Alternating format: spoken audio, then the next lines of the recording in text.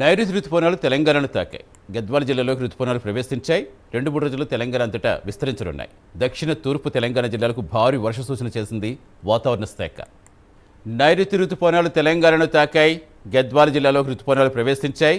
2-3 రోజుల్లో తెలంగాణ అంతటా విస్తరించనున్నాయి. దక్షిణ తూర్పు తెలంగాణ జిల్లాలకు భారీ వర్ష సూచన చేసింది వాతావరణ శాఖ. నైరుతి రుతుపవనాలు తెలంగాణను తాకాయి. పూర్తి సమాచారం ఇచ్చేందుకు మా కరెస్పాండెంట్ హరికృష్ణ చంద్ర. హరికృష్ణ, ఇంకా ఏం చెప్పింది వాతావరణ శాఖ? తెలంగాణ రాష్ట్ర ప్రజలకు వాతావరణ శాఖ అంటే చాలా రోజుల నుంచి కూడా ఉక్కపోతతో ఇబ్బంది పడుతున్న వాళ్ళందరికీ కూడా గుడ్ న్యూస్ చెప్పింది. తెలంగాణను నైరుతి రుతుపవనాలు తాకాయి.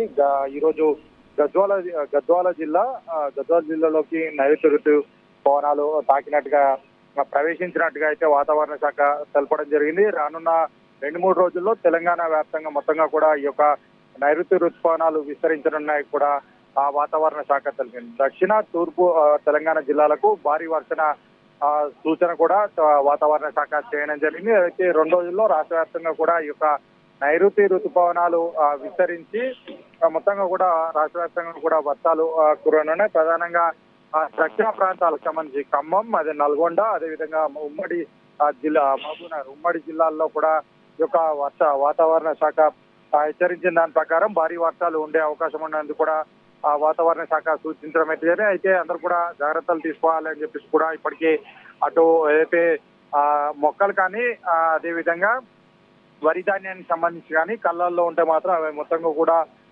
వెంటనే సురక్షిత ప్రాంతాలకు తరలించాలని చెప్పేసి కూడా వాతావరణ శాఖ సూచించడం అయితే జరిగింది. అటు తూర్పు ప్రాంతాలకు జిల్లాలకు సంబంధించి కూడా ఈ యొక్క వర్షపాతం భారీగా నమోదయ్యే అవకాశం ఉందంటూ కూడా వాతావరణ శాఖ అయితే పేర్కొనడం జరిగింది. అయితే రానున్న ఈ 2-3 రోజుల్లో తెలంగాణ రాష్ట్ర వ్యాప్తంగా కూడా 40 నుంచి 50 కిలోమీటర్ల వేగంతో ఈ యొక్క వర్షపాతం నమోదయ్యే అవకాశం ఉంది. అందుకు అనుగుణంగా రైతులు కానీ అదేవిధంగా ప్రజలంతా కూడా జాగ్రత్తలు తీసుకోవాలని చెప్పేసి కూడా వాతావరణ శాఖ సూచించడం అయితే జరిగింది.